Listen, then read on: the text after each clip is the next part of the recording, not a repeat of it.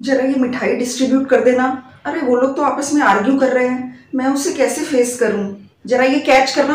आप इतना भी प्रिटेंड मत करो। ये कपड़ा तो श्रिंक हो गया, मैंने डिसाइड कर लिया है। इस तरह के शब्द आपको अपने आसपास की जिंदगी में रोज सुनने को मिलते हैं। आज मैं लेकर आई हूँ आपके लिए ऐसे ही 50 वर्ड्स, 50 अंग्रेजी के शब्द, जो अगर आप सीख लेंगे आपको रोजमर्रा की लाइफ में सब कुछ समझने में, पढ़ने में, बोलने में बहुत आसानी हो जाएगी। वीडियो में मैंने चुन चुनकर ऐसे शब्द लिए हैं जो आपके बहुत काम के हैं और रोज यूज होते हैं। मैं हर वर्ड का आपको मीनिंग बताऊंगी, यानी कि मतलब बताऊंगी, और साथ साथ उसका एक एक वाक्य बताऊंगी ताकि आपको समझ में आ जाए कि इन सारे शब्दों को यूज कैसे करना है। वीडियो को बिल्कुल ध्यान से देखना पूरा एंड तक, क्योंकि मैं लास्ट में इन्हीं वर्ड मीनिंग से जुड़ा हुआ आपसे कुछ क्वेश्चन पूछने वाली हूँ। जो ध्यान से इस वीडियो को देखेंगे वही उसका जवाब दे पाएंगे। तो शुरू करते हैं अपना वीडियो। तो आज का सबसे पहला वर्ड है विस्पर। विस्पर का मतलब होता है कानाफूसी करना, किसी के कान में कुछ फुसफुसाना, बिल्कुल धीरे से बोलना। मैंने तुम्हें कुछ फुसफुसाते हुए सुना। I heard you whispering something. दूसरा शब्द है इम्पेशेंट। इम्पेशेंट का मतलब होता है बेताब होना, बहुत ज़्यादा बेसब्र होना, जैसे किसी चीज़ का इंतज़ार ही नहीं कर पा रहे, बिल्कुल बेसब्र हुए जा रहे हैं, उसको बोलते हैं इम्पेशेंट। तो इसका एक सेंटेंस लेते हैं। अरे इतने भी बेसब्र मत हो, ट्रेन आ जाएगी जल्दी। Don't be so impatient, the train will come soon. अगला वर्ड है रिज़ाइन। रिज़ाइन का मतलब होता है इस्तीफ़ा देना। नौकरी छोड़ते वक्त हम इस्तीफ़ा देते हैं ना, उसको बोलते हैं रिज़ाइन करना। हमें लगता है उसे इस्तीफ़ा दे देना चाहिए। We think he should resign. अगला वर्ड है पीप। पीप का मतलब होता है कहीं झांकना। उसने खिड़की से झांका। He peeped through the window. Next word है एनॉय। एनॉय का मतलब होता है किसी को तंग करना, चिढ़ाना या गुस्सा दिलाने की कोशिश करना। मेरा बेटा हमेशा मुझे परेशान करता है, तंग करता है जब मैं बिजी होती हूँ। My son always tries to annoy me when I am busy. Next word prepare. Prepare का मतलब होता है कुछ बनाना या तैयार करना। वो मेरे लिए चाय बना रही है। She is preparing T for me. वो एग्जाम्स की तैयारी कर रहा है। He is preparing for his exams. अगला वर्ड है रिफ्यूज़। रिफ्यूज़ का मतलब होता है मना करना। उसने पैसे देने के लिए मना कर दिया। ही रिफ्यूज टू पे द बिल। अगला वर्ड है चीट। चीट का मतलब होता है धोखा देना।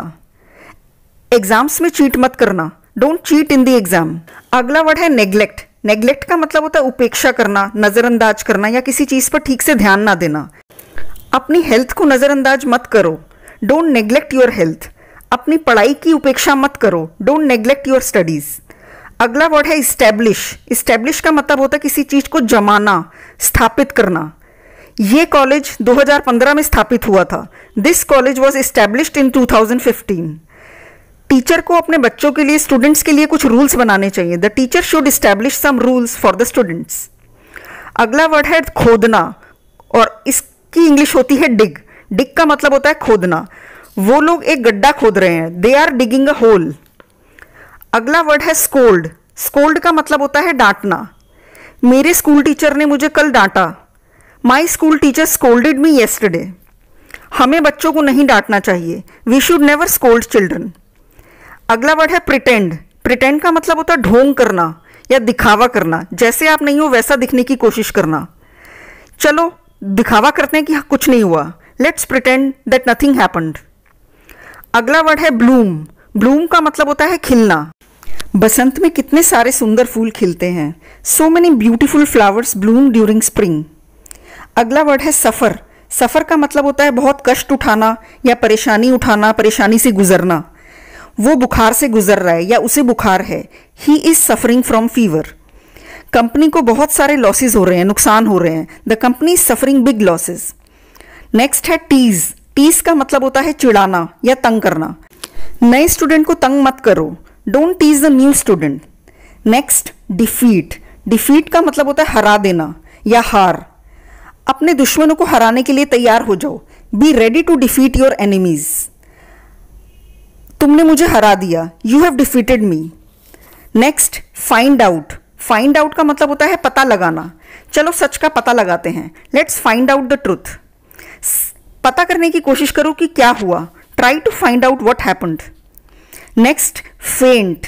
फेंट का मतलब होता है बेहोश हो जाना। इतनी गर्मी थी कि वो बेहोश हो गया। It was so hot that he fainted. Next repair.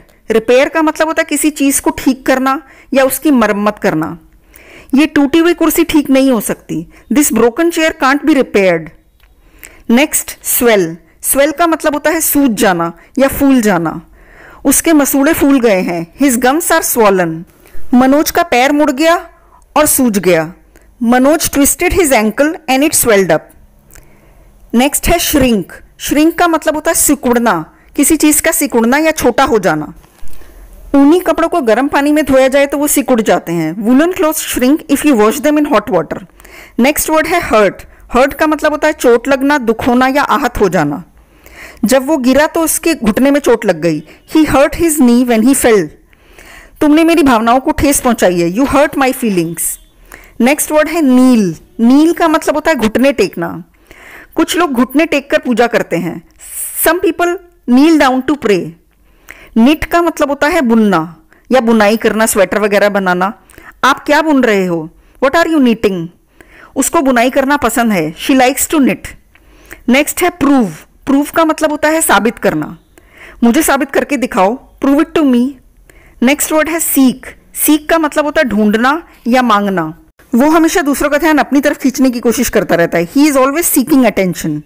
Next word है स्पिट। स्पिट का मतलब होता है थूकना, यहां मत थूको, डोंट स्पिट हेयर। अपनी बबल गम थूक दो, spit out your bubble gum. Next word है टीयर। टीयर का मतलब होता है फाड़ना, उसने किताब को फाड़ दिया, he tore the book apart. इस कागज को मत फाड़ो, डोंट टीयर दिस पेपर।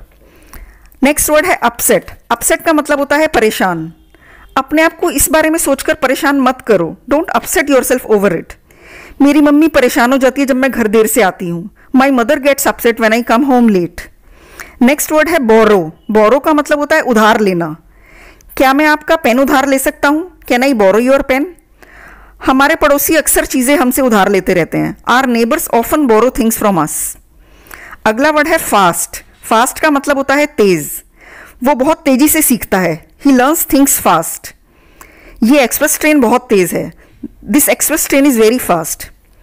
अगला वर्ड है रिपेंट। रिपेंट का मतलब होता है पछताना, अपने बेवकूफ़ी भरे कामों से तुमको बाद में पछताना पड़ेगा। Your silly actions will make you repent later. अगला वर्ड है फेस। फेस का मतलब होता है सामना करना, या फिर फेस का मतलब होता है चेहरा। मुझे उसका चेहरा याद है, आई रिमेंबर हर फेस। मैं उसका सामना कैसे करूंगा, how will I face her. अगला वर्ड है लुक आफ्टर। लुक आफ्टर का मतलब होता है देखभाल करना या ध्यान रखना, बच्चों का ध्यान रखना, लुक आफ्टर द किड्स। जरा मेरे सामान का 1 मिनट के लिए ध्यान रखेंगे, please look after my luggage for a minute. अगला वर्ड है फीड। फीड का मतलब होता है खिलाना या चारा। मैं अपनी बिल्ली को खाना खिलाऊंगा, I will feed my cat. वो इतना कमजोर था कि खाना भी नहीं खा पा रहा था, he was too weak to feed himself. अगला वर्ड है कैच। कैच का मतलब होता है पकड़ना, इस बॉल को जरा एक हाथ से पकड़ो, catch the ball with one hand. अगला वर्ड है प्रोग्रेस। प्रोग्रेस का मतलब होता है उन्नति करना, प्रगति करना या फिर आगे बढ़ना। वो धीरे धीरे लेकिन लगातार प्रगति कर रहा है, he is making slow but steady progress. अगला वर्ड है नॉटी। नॉटी का मतलब होता है शरारती। जब वो छोटा बच्चा था तो बहुत शरारती था, he was very naughty when he was a little boy. आप बहुत शरारती हो, you are very naughty. Threaten का मतलब होता है धमकी देना, क्या रवि ने तुम्हें धमकाया, डिड रवि थ्रेटन यू। अगला वर्ड है स्लेव। स्लेव का मतलब होता है गुलाम, दास या दासी। मैं तुम्हारा गुलाम नहीं हूं, I am not your slave. उसने अपने जूनियर से गुलाम जैसा बर्ताव किया, he treated his junior like a slave. अगला वर्ड है डाउट। डाउट का मतलब होता है शक करना या संदेह करना। इसमें कोई शक नहीं है कि उसकी गलती है, there is no doubt that he is guilty. क्या तुम्हें मुझ पर शक है, डू यू डाउट मी। अगला वर्ड है सेक्रीफाइस। सेक्रीफाइस का मतलब कुछ कुर्बानी देना या त्याग करना। उसने अपनी परिवार के लिए बहुत कुर्बानियां दी हैं, she has sacrificed a lot for her family.